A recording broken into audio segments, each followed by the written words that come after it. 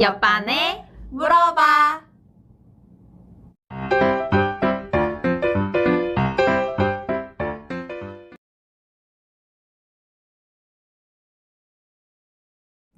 안녕하세요. 영쌤, 징쌤. 뽀쌤입니다. 자, 오늘은 현장에 나가 있는 신규 선생님 한 분을 불러보도록 하겠습니다. 나와주세요. 네, 안녕하세요. 신규 교사 숲쌤입니다. 오늘 제가 궁금한 거는 우리 반에 있는 아이들 중에 어떻게 다뤄야 될지 모르겠는 아이들을 질문하러 왔습니다. 어렵죠. 어려워. 정말 다양한 학생들이 있어요. 맞아요. 그쵸? 근데 이 학생 유형을 알고 나면은 그래도 조금은 도움이 될 것이다. 그렇죠, 그렇죠. 어떤 학생 유형이 힘들어요? 저희 반은 굉장히 활발하거든요. 그래서 뭐 질문도 많이 하고 또 얘기하다 보면 발표도 많이 하는데 한 친구가 너무나도 질문과 발표를 많이 해요. 그래서 이 친구가 발표만 하면 너무 길어져. 질문도 질문이에요 해놓고 저 어제 라고 시작하는 자신의 일상에 대해서 얘기해요. 이런 아이들 우리가 관심을 주긴 줘야 되는데 이 아이들이 계속 질문하면 끝없이 길어지잖아요. 이런 애들 어떡하나요? 관심이 많이 필요한 친구들이 있죠. 그렇죠. 어떻게 해야 되죠? 이런 친구들? 어떻게 해야 되나요? 저는 학기 초에 얘기를 합니다. 아. 뇌 성장에 대해서. 오! 뭐예요? 뇌가 너무 어렵지 성장하면은 않나요? 내가 하고 싶은 말을 속으로 할 수 있는 능력이 생긴다. 아하. 이거를 내적 언어라고 한다. 그래서 학기 초에 너희들의 뇌가 성장이 되면 상황에 맞게 너희들이 하고 싶은 질문도 속으로 이야기하는 능력이 생길 거다. 이런 얘기를 학기 초에 좀 많이 해놓으면은 수업 시간에 있는 쓸데없는 질문들이 좀 많이 사라지는 것 같아요. 좋은데요? 좋은데요? 그러니까 질문을 하는 거는 나쁘지 않은데 근데 수업에 좀 방해가 되거나 그런 질문들은 사실 안 하는 게 좋으니까. 그리고 징쌤은 어때요? 그리고 좀 친구들을 웃기고 싶어서 그쵸. 그냥 던지는 거죠. 음. 하나라도 걸려라. 그럼 던질 때마다 선생님 짜증이 오르죠. 그 분위기에 휩쓸려가면은 다른 안 애들도 됩니다. 막 다른 애들 막 얘기하고 그래서 분위기를 잡기가 굉장히 어려워져서 조금 불편한 친구가 있으면 그 친구한테는 수업 시간은 우리가 공부를 하는 시간이고 너가 이야기하는 시간이 아닌 우리가 함께 무언가를 배우고 나누는 시간이라고 이야기를 해서 그 시간 이외에 선생님이 좀 여유로운 시간이나 같이 이야기를 나눌 시간이 있으면 선생님 다시 줄 테니까 수업 시간에는 좀 자제해달라고 얘기하는 것 같아요. 좋습니다. 영쌤 어떠세요? 저는 이제 이런 얘기를 똑같이 하는데 대신 이거를 쉬는 시간마다 부릅니다. 자주 불러서 자주 얘기해요. 지겹겠군요. 그렇죠. 그럼 쉬는 시간이 조금 사라지는 게 좀 슬프잖아요. 아이들에게는 쉬는 시간이 제일 중요하니까. 그러면 이제 조금 줄어듭니다. 그런 방법을 쓰고 있어요. 그리고 이 친구들 중에는 자기가 컨트롤이 정말 안 되는 친구들이 있어요. 뭐 내가 덜 발달해서일 수도 있겠지만 습관적으로 하다 보니 안 되는 친구들도 있어서 그런 친구들이랑은 선생님이 너에게 어떻게 도움을 주면 좋겠니? 라고 물어봐서 서로 수신호나 아니면 그 친구 곁에 좀 가까이 있는 거 그래서 말을 할 때마다 눈 맞춤. 살포시 눈 얹어서 맞춤. 한번 쳐다봐주는 이러면 많이 횟수가 줄어들더라고요. 근데 좀 수신호가 좀 더 다양한 게 있잖아요. 그니까, 다른 친구들이 많이 눈치채지 못하는 거면 좋겠어요. 이런 거였죠, 지금. 이런 거. 머리 긁는 거? 살짝 선생님이 앞머리를 이렇게 만진다든가, 선생님이 눈을 살짝 만진다든가, 입에 손을 갖다 댄다든가, 이러면 선생님이 지금 널 보고 있는 신호다. 그러니까 다른 아이들이 다 알면, 쟤는 왜 선생님이랑 저런 걸 한다든가, 아니면, 쟤는 좀 특이한 애인가? 이런 생각을 할 수가 있잖아요. 그러니까 친구들은 모르게 그 친구와 나만의 이런 수신호도 하는 편이에요. 너무 좋네요. 선생님, 그런데 저희 반 아이는 질문이 순수하게 너무 많아요. 이 질문을 어디까지 받아줘야 되는지 아니면 어떻게 끊어야 되는지 약간 이게 어려운데 이럴 때는 어떡하나요? 제가 PDC 공부할 때는 그때 배운 방법 중에 하나는 선생님과 너와 주고받을 수 있는 질문의 숫자를 정하더라고요. 그래서 원래 하루에 5개를 정했으면 그 친구가 질문할 때마다 받아주는데 하나씩 접는 거예요. 그리고 5개가 다 접히면 절대 받아주지 않는 거죠. 괜찮은 방법이다. 선생님이랑 학생이랑 5개를 정해놨어요. 네. 그러면 이게 점차 줄어들으라고 선생님이랑 개수를 정해놓은 거잖아요. 근데 이걸 한 직후에는 어느 정도 기간 동안은 더 질문이 폭발한다고 해요. 선생님의 관심을 더 받고 싶고 내가 이걸 더 표현하고 싶어서 5개가 끝났더라도 계속 했는데요. 근데 이거를 관철하시면 계속 지키시면 그 친구의 질문 숫자가 현저하게 줄어든다고 하더라고요. 그래서 그 친구한테 얘기해주는 거죠. 너가 정말 중요하다고 생각되는 5가지 질문을 하는 게 좋겠지? 이렇게 얘기를 해가지고 점차 줄어간다고 하더라고요. 선생님이 좀 인내심이 좀 많이 언제나. 필요한 그런 방법이군요. 중요한 건 화내지 않고 하는 거. 또 다른 방법 있으세요? 있으세요? 꽃쌤 있으세요? 저는 그냥 솔직하게 얘기해요. 너가 이렇게 질문하는 게 선생님 마음이 불편하다고. 네, 저는 그냥 눈을 보고 이게 질문이 너무 순수한 의도로 말하는 거긴 하지만 이게 선생님을 지치게 하잖아요, 마음을. 그래서 아이한테 직접 너가 이렇게 많은 질문을 하면 선생님이 시간이 빼앗겨서 다른 아이한테 관심을 줄 시간이 없다고 그렇게 이야기하면서 저도 이게 횟수를 정하는 것 같아요. 이렇게 이야기해도 계속 반복이 되면은 너랑 선생님은 하루에 딱 3번만 이야기할 거야. 뭐 이런 식으로 솔직하게 이야기를 제 마음을 얘기해서 좀 조절해 가는 편입니다. 좋네요. 저도 비슷한 것 같아요.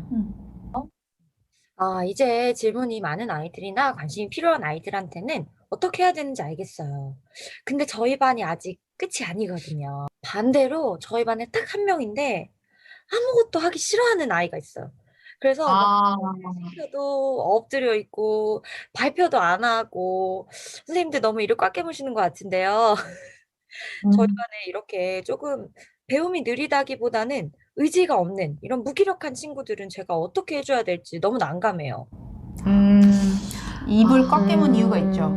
제일 어려운 친구들. 사실 레벨이 굉장히 높죠. 그쵸. 음. 왜냐면 여러 가지 복합적인 요인이 있을 수 있어서 그 친구가 정말 왜 그러는지 깊게 상담도 필요하고 필요하다면 전문가의 상담까지 필요한 게 바로 무기력한 학생이라고 생각을 해요.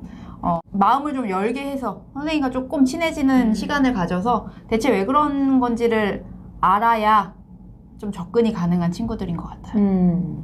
실제로 문제가 꼭 학교에 있지 않은 친구들도 많죠. 있더라고요. 그래서 그런 경우에는 정말로 전문가의 상담이 필요한 것 같아요. 근데 그럴 때 이제 선생님이 혼자서 끙끙 앓는 분들이 많이 있어요. 어떻게 이걸 해결을 해야 될지 모르니까. 근데 이게 뭔가 우리 반만의 문제라고 생각하지 마시고 적극적으로 도움을 요청하시기를 권유합니다.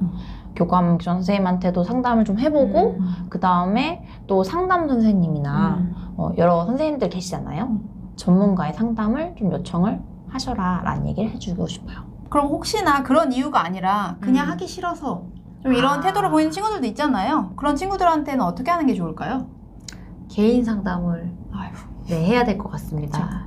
왜냐면 일부러 그런 애들 있잖아요. 근데 그런 애들은 이제 따로 불러서 왜 그런지 이야기를 하고 근데 이야기를 해보니 이게 일부러라고 선생님이 눈치가 채워진다면 좀 수업 시간에 그런 행동을 하지 않도록 선생님이 좀 단호하게 이야기를 해주는 게 필요한 것 같아요.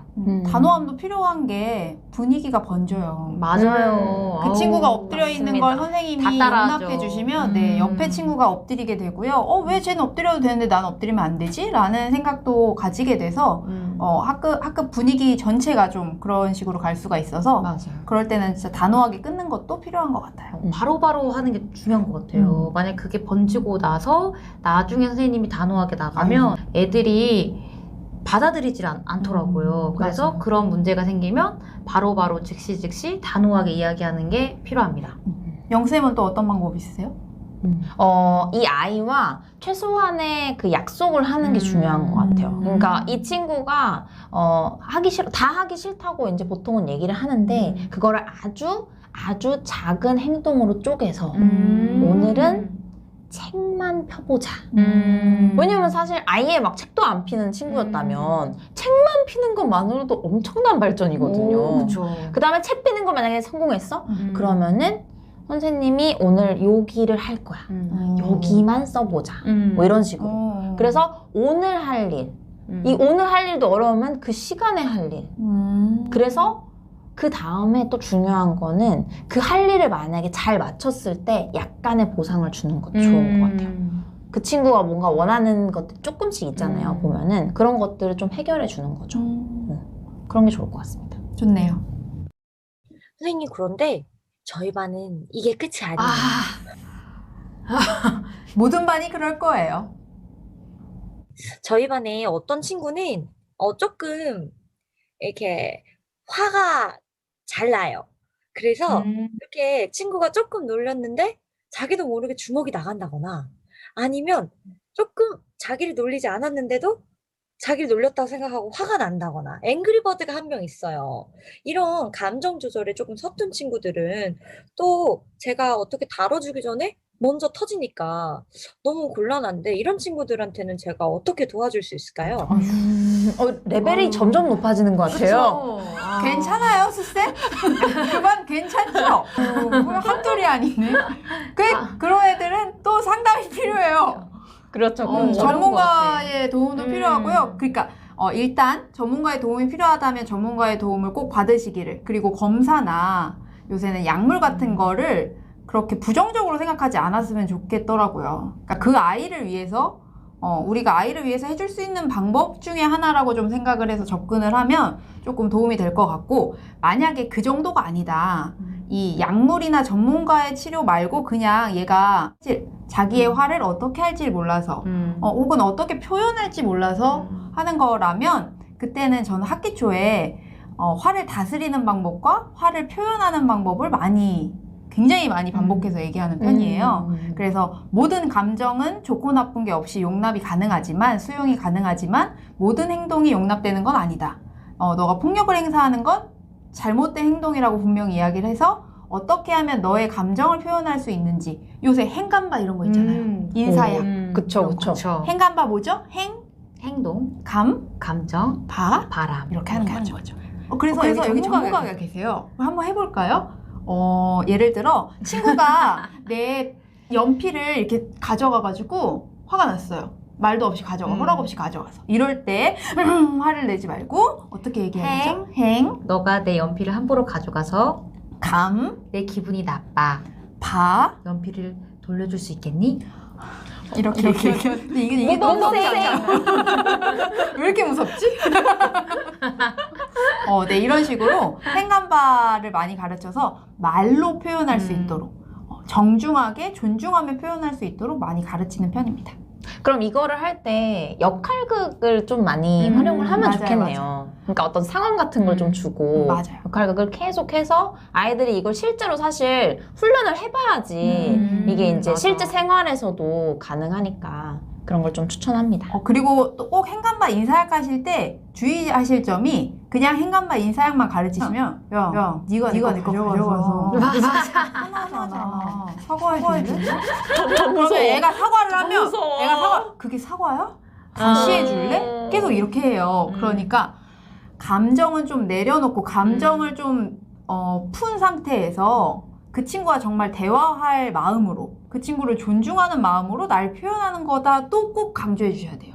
그렇지 않으면 이 친구들이 이렇게 쓰더라고요. 감정 조절 이게 감정 중요하네요. 조절. 좋습니다. 저는 예전에 저희 반에 그러니까 조금만 하면 화내는 친구가 있었어요. 이 친구가 그냥 쳐다봤는데 왜 째려보냐고 확 화내는 그런 친구가 있었는데 어떻게 할 수가 없더라고요. 그 순간 화가 너무 크면은. 맞아요. 근데 그럴 경우는 그냥 그 아이만 이렇게 화낼 수 있는 공간이 교실의 다른 편에 있도록 해가지고 혼자만의 시간? 타임아웃. 네, 맞아요. 타임아웃 방법을 저는 많이 활용했어요. 예를 들어서 걔가 이동하지 않고 막 그 자리에서 막 화를 내면은 친구들 옆에 있는 친구들한테도 좀 문제가 생길 수가 있잖아요. 그렇죠. 뭐 다치거나 아니면은 기분 상한 일이 생길 수 있으니까 애들이 잠깐 떨어져 있어서 앉게 한다든지 해가지고 그 아이가 화를 좀 누그러뜨릴 수 있게 타임아웃을 사용했어요. 실제로 저도 이제 그런 친구가 있을 때 이게 물리적으로 분리를 하는 게 되게 중요하다고 하더라고요. 왜냐면 그렇지 않으면 이 친구들은 감정뿐만 아니라 행동이 같이 나오기 때문에 실제로 아이들이 다칠 수 있는 상황이 오기 때문에 분리를 일단은 좀 해주는 게 필요하다. 그래서 저는 이제 쉬는 시간 같은 경우에 만약에 싸운다 그러면은 잠깐 교실 밖으로 데리고 가서 감정이 떨어졌을 때 다시 이제 아이들하고 대화할 수 있게 그렇게 만들기도 했었습니다.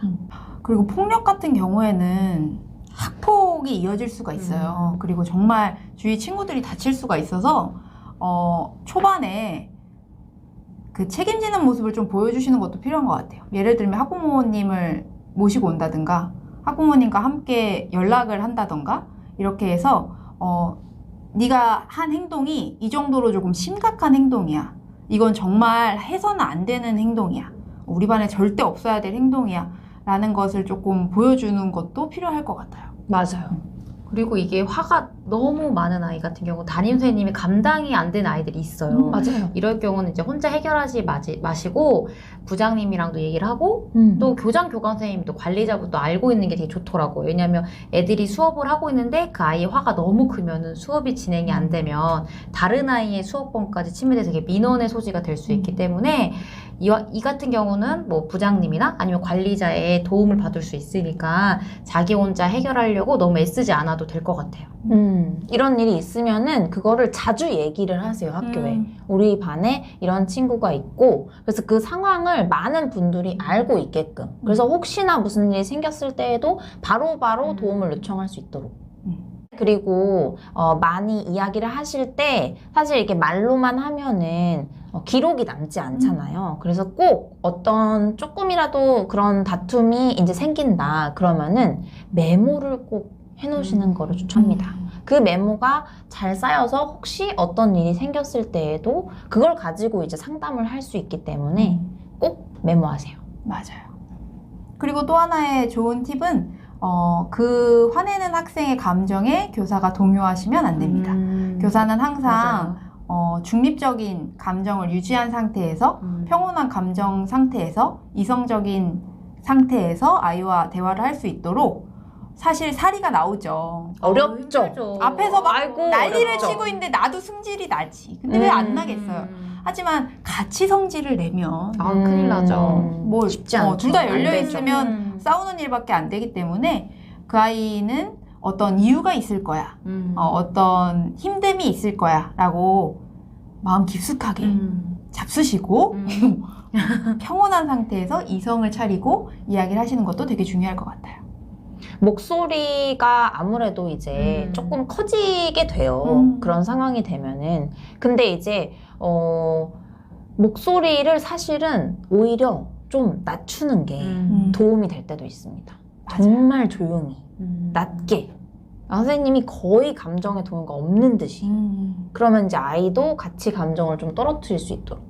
왜냐면은 사실 이게 박수 치는 것처럼 저쪽도 화를 내야지 같이 이게 그렇죠. 화를 낼 수 있거든요. 근데 너무 저쪽이 이제 그래서요. 이렇게 하면은 이게 하기가 쉽지가 않아요. 맞아요. 그거를 좀 이렇게 연습을 하시면 좋을 것 같아요.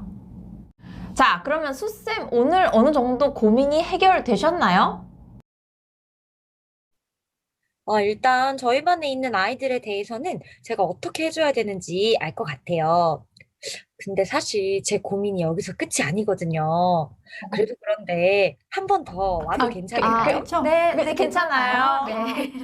왜냐면 모르는 것이 있으면 모르는 모든 건 옆반에 물어봐. 니까요.